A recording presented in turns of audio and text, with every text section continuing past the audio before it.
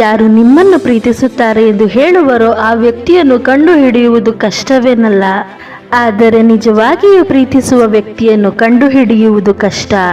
ನೀವು ಯಾರನ್ನಾದರೂ ಪ್ರೀತಿಸುತ್ತೀರಾ ಎಂಬುದು ಅದನ್ನು ನೀವು ಎಷ್ಟು ಬಾರಿ ಹೇಳುತ್ತೀರಿ ಎಂಬುದರ ಬಗ್ಗೆ ಅಲ್ಲ, ಆದರೆ ನೀವು ಅದನ್ನು ಎಷ್ಟು ಬಾರಿ ಸಾಬೀತುಪಡಿಸುತ್ತೀರಿ ಎಂಬುದರ ಬಗ್ಗೆ ಇರುತ್ತದೆ.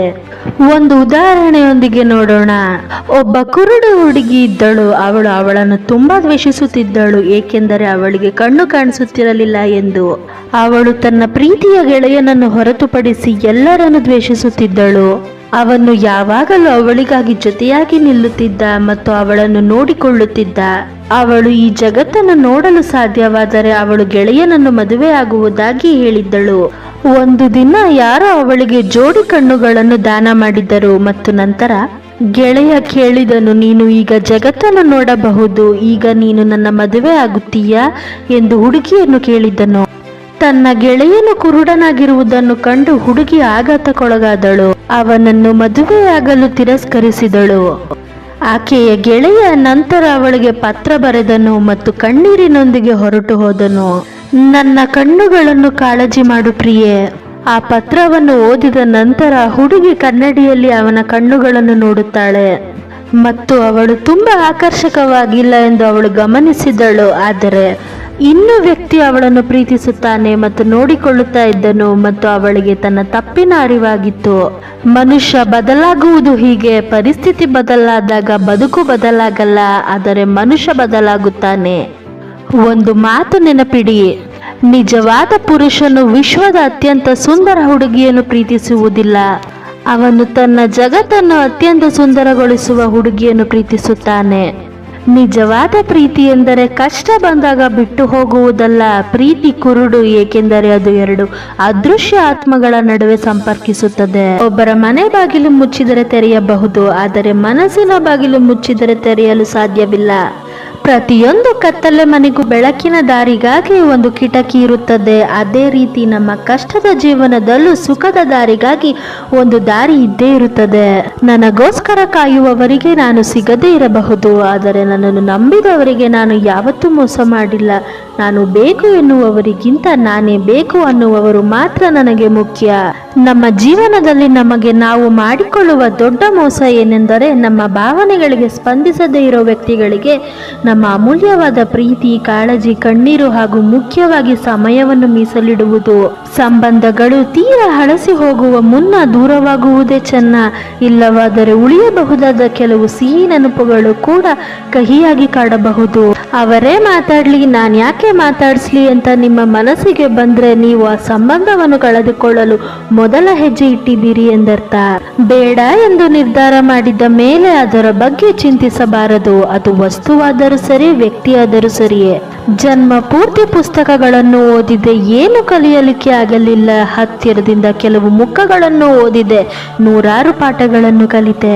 ಸೋತಾಗ ನಿಮ್ಮ ಕಣ್ಣೀರು ಒರೆಸಲು ಇಲ್ಲದ ಕೈಗಳು, ನೀವು ಗೆದ್ದಾಗ ಬೆನ್ನು ತಟ್ಟಲು ಬೇಗ ಮುಂದೆ ಬರುತ್ತವೆ. ಒಂದು ಸಲ ಹೇಳಬೇಕು, ಎರಡು ಸಲ ಹೇಳಬೇಕು, ಅರ್ಥ ಮಾಡಿಕೊಂಡಿಲ್ಲ ಅಂದರೆ ಬಿಟ್ಟು ಬಿಡಬೇಕು.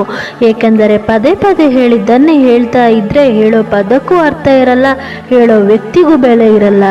ಕಳೆದು ಹೋದವರನ್ನು ಹುಡುಕಬಹುದು, ಆದರೆ ಬದಲಾಗಿರುವವರನ್ನು ಹುಡುಕುವುದು ತುಂಬಾ ಕಷ್ಟ.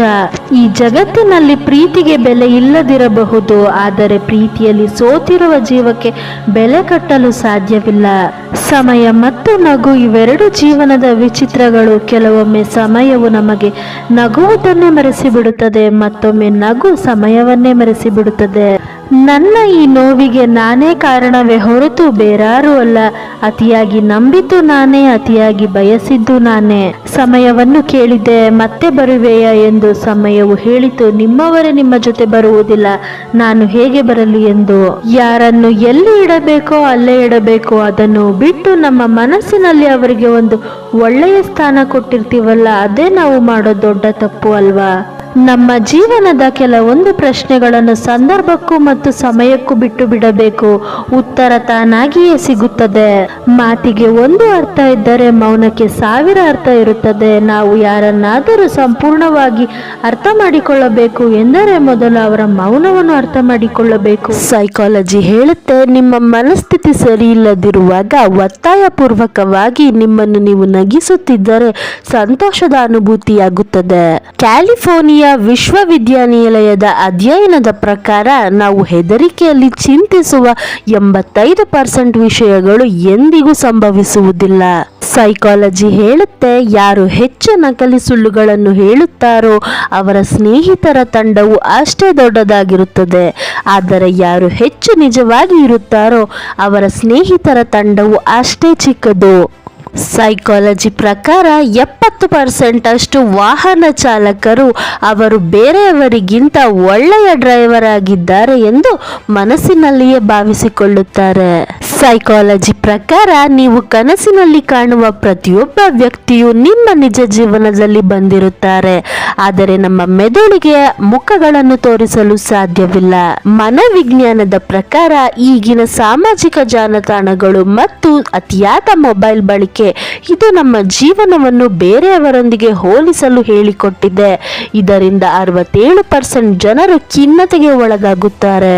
ಯಾರಾದರೂ ನಿಮ್ಮಿಂದ ಏನಾದರೂ ಅಪೇಕ್ಷಿಸುತ್ತಿದ್ದಾರೆ ಎಂದರೆ ಅದು ಅವರ ಅಸಹಾಯಕತೆ, ನಿಮ್ಮನ್ನು ಹಚ್ಚಿಕೊಂಡಿರುವ ರೀತಿ ಮತ್ತು ನಿಮ್ಮ ಮೇಲೆ ಇಟ್ಟಿರುವ ವಿಶ್ವಾಸವಾಗಿದೆ. ಯಾರಾದರೂ ಬಂದು ನಿಮ್ಮೊಂದಿಗೆ ನಾನಿದ್ದೀನಿ ಎಂದು ಹೇಳಿದರೆ ಅಲ್ಲಿಗೆ ನಿಮ್ಮ ಅರ್ಧ ಕಷ್ಟಗಳು ಮುಗಿದು ಹೋಗಿಬಿಡುತ್ತದೆ. ಎಲ್ಲವೂ ನಿಮಗೆ ತೊಂದರೆ ಕೊಡುತ್ತಿವೆ ಎಂದರೆ ಎಷ್ಟೇ ನೋವಾದರೂ ಕೂಡ ಅದೇ ವ್ಯಕ್ತಿಯನ್ನು ಪದೇ ಪದೇ ನೀವು ಇಷ್ಟಪಡುತ್ತಿದ್ದೀರಿ ಎಂದರೆ, ಅವರನ್ನು ಬಯಸುತ್ತಿದ್ದೀರಿ ಎಂದರೆ ಇದು ಪ್ರೀತಿಯಲ್ಲದೆ ಇನ್ನೇನು.